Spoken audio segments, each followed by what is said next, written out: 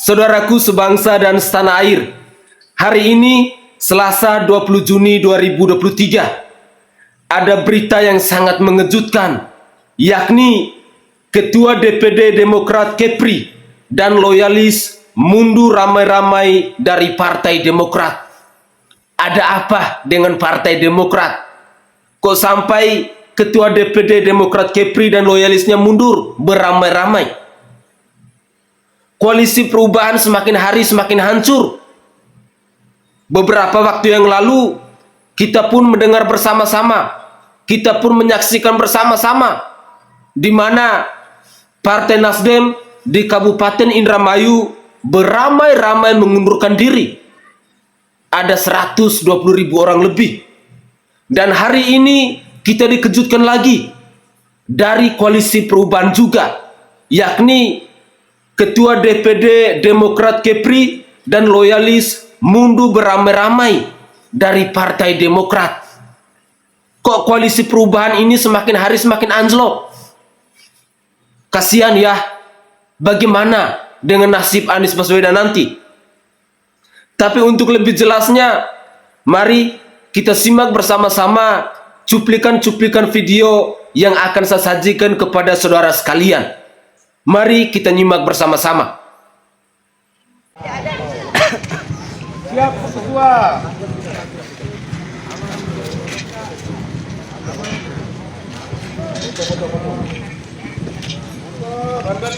Bismillahirrahmanirrahim. Teman-teman. Ini Ketua DPD-nya ya. Tahan, Bu. Lihat sini, Bu. Bu, pas uang lihat sini, Bu. Tahan. Bentar, Bu. Ya, semua, Bu. Oke, siap. Oke.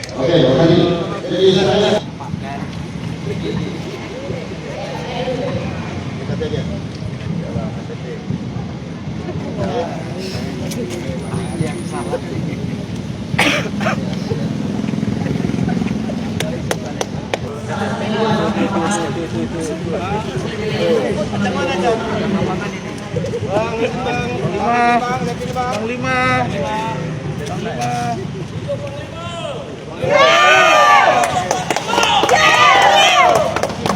Selanjutnya karena ada Pikiran TM. Asik.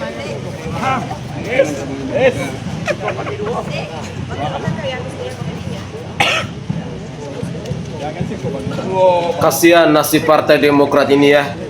Semakin hari semakin hancur, semakin hari semakin anjlok. Saya ulangi, siaga penuh.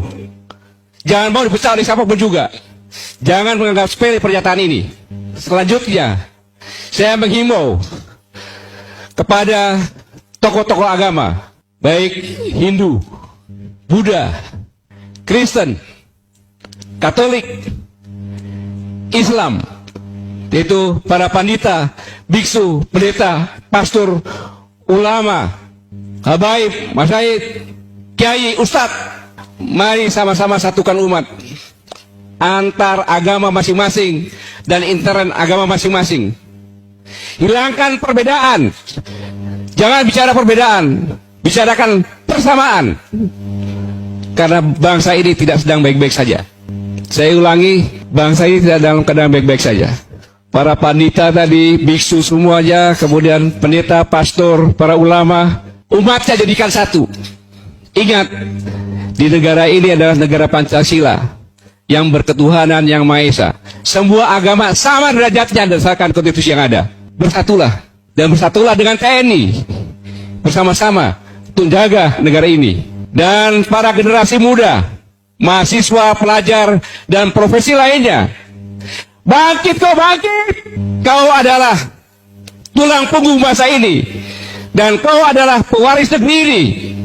Jangan tidur, rapatkan barisan, ajak orang tua, ajak kakakmu, ajak TNI, ajak Polri bersama-sama untuk jaga negeri ini. Jangan lengah.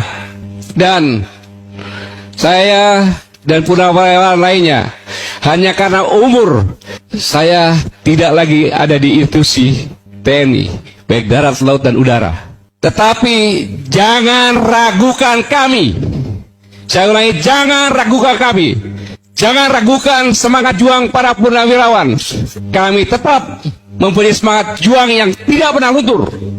Dan kami setiap saat siap dipanggil, siap mengorbankan jiwa dan raga untuk Ibu Pertiwi. Dimanapun, semua purnawirawan sama. Kita siap mengangkat senjata untuk membela negara ini apabila Ibu Pertiwi memanggil. Ini yang saya sampaikan, dan semoga Allah Subhanahu wa Ta'ala, Tuhan Yang Maha Esa, memberi kekuatan kepada kita semuanya, agar kita semuanya, komponen bangsa ini, bersatu untuk melanjutkan pengabdian yang terbaik hanya untuk negara kesatuan Republik Indonesia yang sangat-sangat kita cintai bersama. Terima kasih. Wassalamualaikum. Bang Adian, boleh nanya terkait statement AHY terkait mulai pertama adalah pembangunan 70% katanya Pak Jokowi tinggal gunting pita. Yang kedua Pak SBY turun gunung ini, Bang. Mungkin pendapat Abang seperti apa? Pertama, saya sudah pelajari data yang disampaikan perkataan AHY ya, dan itu kan tidak punya data sama sekali. Kita sudah compare dengan data kita, ya 95% data dia salah, pernyataan dia salah, tidak punya basis data, tidak punya basis angka, tidak punya basis fakta. Kalau SBY turun gunung, memang dia sudah turun 9 tahun yang lalu, dan dia tidak pernah kemana-mana lagi. Justru menurut saya, saya tuh kasihan bagaimana dengan AHY ya. Sepertinya dia salah berhitung, salah dapat data, dikelilingi dan orang yang tidak memberikan pernyataan yang benar gitu loh. Sayang, untuk sebagai seorang pemimpin muda dia sudah bicara salah seperti kemarin. Thank you. Thank you. Kenapa Anies dipecat jadi menteri? Pak Anies baru jadi menteri, dia bentuk tim hampir 400 orang loh. Waktu jadi Mendikbud. Udah tuh Mendikbud. Oke. Tapi bisa bikin masukan salah anggaran berapa puluh triliun? Wah, udah banyak deh, gara-gara itu dia dipecat. Triliun itu harus dijawab langsung karena itu fitnah. Oke. Tunjangan gaji profesi guru 23 triliun yang menemukan adalah Anies Baswedan Oke. melalui dirjennya, buka datanya. Ya. Kemudian dilakukan tindakan oleh Menkyu Sri Mulyani. Ada datanya, Bos. Oke. Jadi Anies yang menyelamatkan dana 23 triliun. Baik. Dan karena menyelamatkan data dia dipecat gitu. Saya sulit menangkap logika itu. Oke, Anda yang menyatakan Saya dipecat. sulit menerima logika itu. Oke, di reshuffle diganti oleh presiden. Buka Oke, datanya. Buka kita datanya. kembali Siapa dulu yang ke gagasan menyelamatkan? ya. Ya nanti saya cari. Oke, Iya. ini soal Jadi kalau pemecatan ngomong ini jangan udah fitnah. lewat ini ya. Akui Oke, ya. silakan. Benar. Anda akui sekarang di publik ini. Oh enggak, belum, saya lagi cari. Iya, Anda Oke, cari. nanti Ya. dicari Nanti dulu, ya, nanti nanti baru kita ngobrol dilanjutkan. lagi. Ya. Oke, Kalau silakan nggak bisa di sini Bang di luar Irwan. Jadi kalau tidak itu maka Anda harus menyatakan ralat gitu loh. Karena fitnah itu nggak baik. Ya, Agak kesal ya. dengan DPP Demokrat yang dipimpin oleh AHY ini. ya, Kan pada masa SBY kan nggak ada masalah. ya. Nah, gimana ceritanya nih, Bang? Jadi yang pertama sebenarnya sejak awal SBY ini setelah jadi presiden, ya kan? Dia kan SBY ini kan masuk di 2003, Ya. di 2003, dan dia bukan pendiri. Bahkan ada pidatonya di situ. Pada satu saya ketua penelitiannya di Bogor, bahwa dia baru bergabung di 2003. Ya kan, 2003 ya, nanti videonya bisa saya tunjukkan.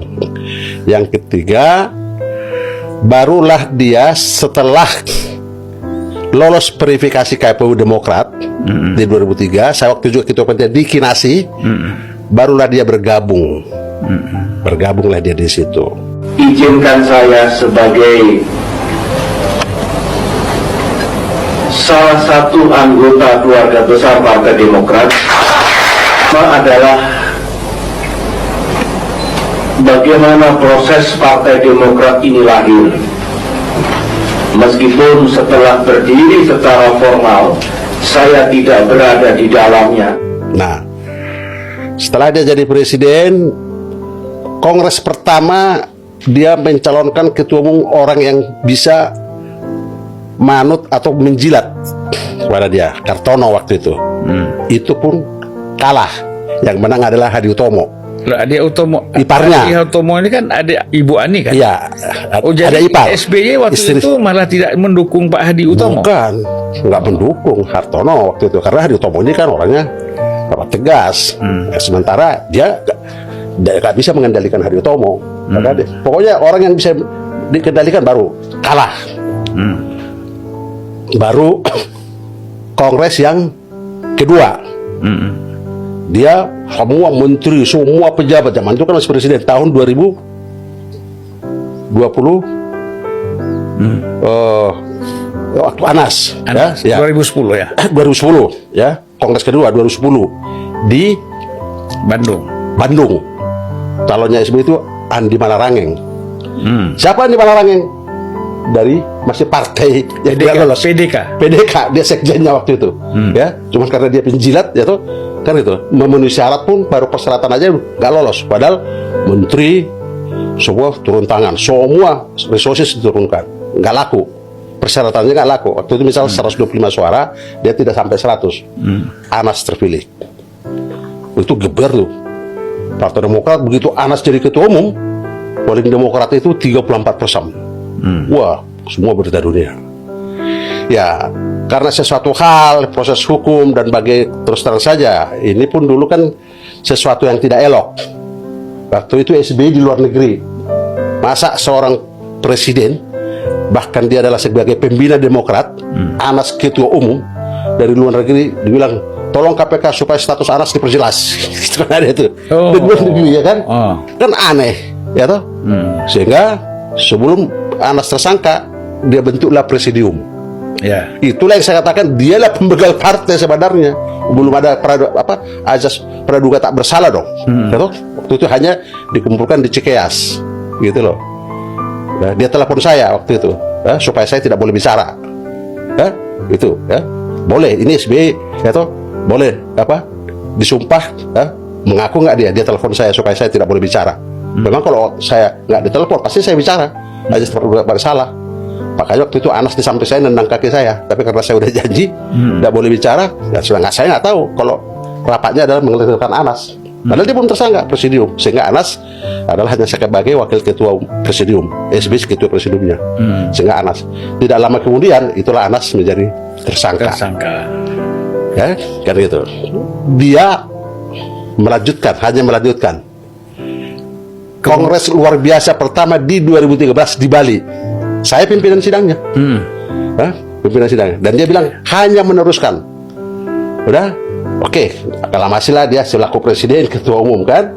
Anaknya menjadi sekjen IBAS. Itu yang pertama kali di Republik ini, Bapak ketua umum, anak kandung jadi sekjen. Kan? Jadi selalu memecah rekor yang dia tuduh orang lain cawe-cawe. Itu padahal ini fakta. Yang lain kan belum tentu. Ini nggak tahu istilahnya apa lagi. Di atas cawe-cawe Bapak ketua umum, anak jadi sekjen. Dan ini fakta. Bukan asumsi, bukan halusinasi seperti Denny J.A. Ya kan? Atau prediksi, bukan. Artinya kan kalau Bapak ketua umum anak sekjen itu ya tanpa malu-malu ya. Iya, tanpa malu-malu dan merasa paling demokratis. Kalau ngomong, ya mohon maaf, zamannya Soeharto aja yang diktator begitu dulu, yang kita sebut jadi diktator, itu tidak seperti itu. Dia masih kebebasan kepada orang lain, tapi dia bina, kan gitu kan? Oh ini enggak. Dan dia masih selalu merasa demokratis sampai sekarang. Menuduh orang lain, ya toh, yang aneh-aneh pada diri sendirinya lebih parah. Itu yang fakta. Ini fakta loh, bukan menuduh, fakta. Ya, kalau yang lain kan menuduh. Nah, seperti ini menuduh, seperti SBY juga menuduh pemerintah, ya toh, cawe-cawe menuduh bahwa akan terjadi pemilihan umum yang tidak fair. Itu kan menuduh, belum pemilihan umum aja belum terjadi. Kalau ini kan sudah terjadi, ya terjadi. Itu fakta yang berikutnya adalah dia hanya mau melanjutkan. Kongres ketiga di Surabaya. Udah parah ini. Makanya saya katakan bahwa saya kemarin tuh mengatakan ini kader Nasdem harus cepat-cepat keluar dari Nasdem. Bang, jangan gitulah. Loh, ini ada. Saya kasih tausiah sedikit. Karena Pak Surya ini sudah mengatakan, ya Allah, ya kan? Laknatlah kami. Kata kami loh. Berarti jamak ini. Ya kan? Surya Paloh dan seluruh kader Nasdem. Ya kan? Laknatlah kami. Kalau kami ini tidak jujur, tidak benar-benar membangun bangsa dan negara ini, kamu buat, pokoknya kalau kami berbuat korupsi dan macam-macam, laknat kami, kan gitu. Mana boleh kita dalam hidup ini minta dilaknat oleh Tuhan. Yang ada minta istighfar atas kesalahan-kesalahan kita. Kita bertobat. Astagfirullahaladzim. Rabbi wa atubu ilaih. Ya Allah, aku berbuat dosa, ampunilah aku. Bukan kau minta. Nabi aja, Nabi itu ya, datang Jibril kepada Nabi Muhammad. Kata apa kata Jibril? Muhammad, kau baca ini. Ya Rasulullah, baca ini apa? Allahumma la takilni ila nafsi tarfata ainin abada wa aslih li sa'ni kullahu.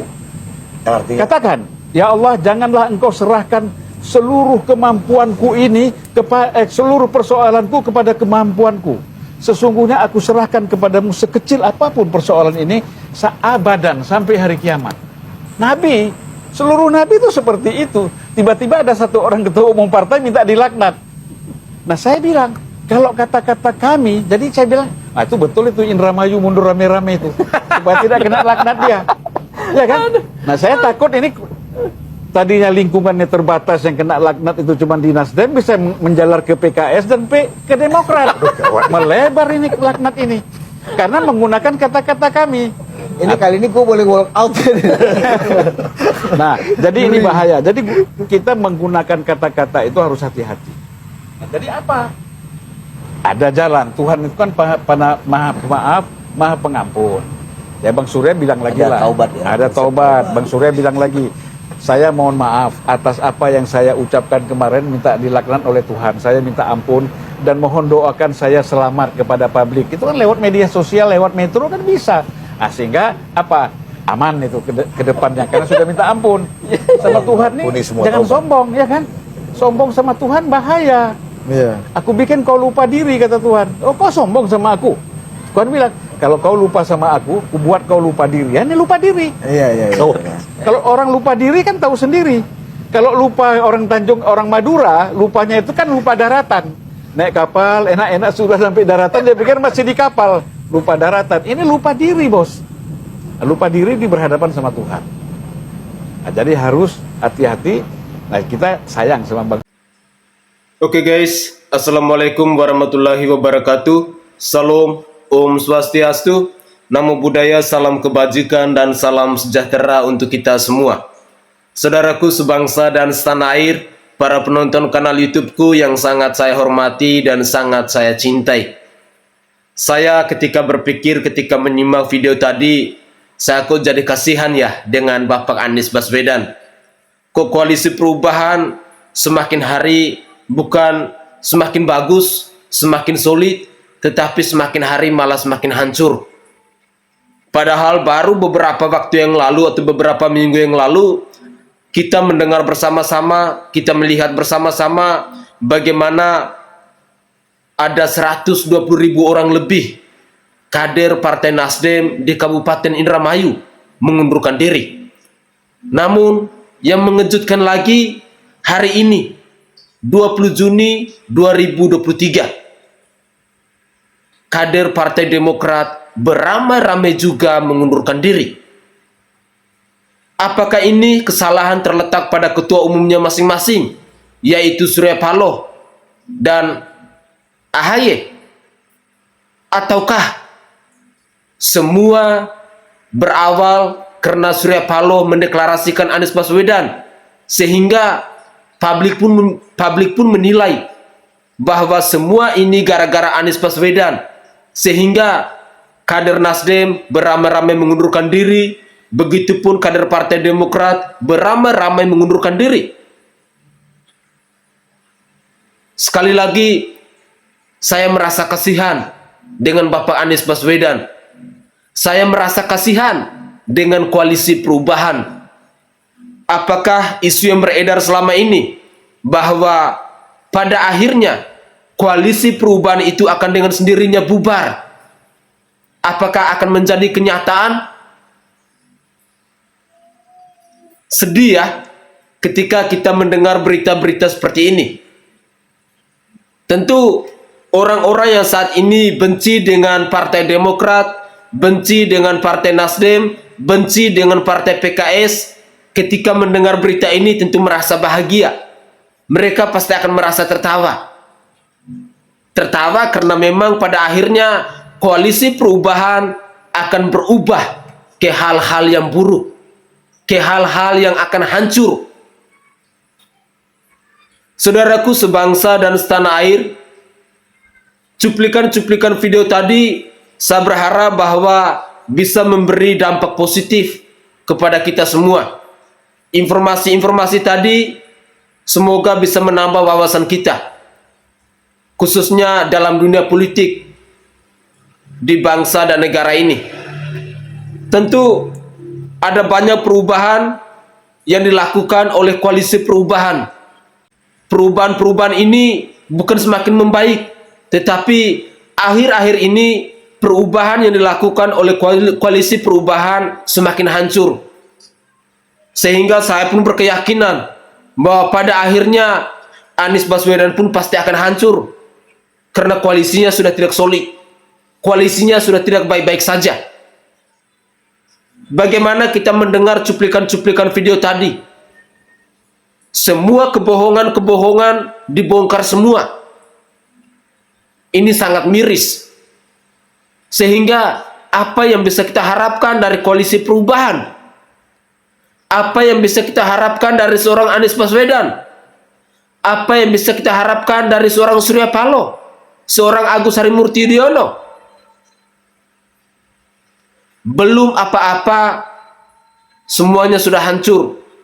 Belum apa-apa, sudah banyak kadernya yang mundur.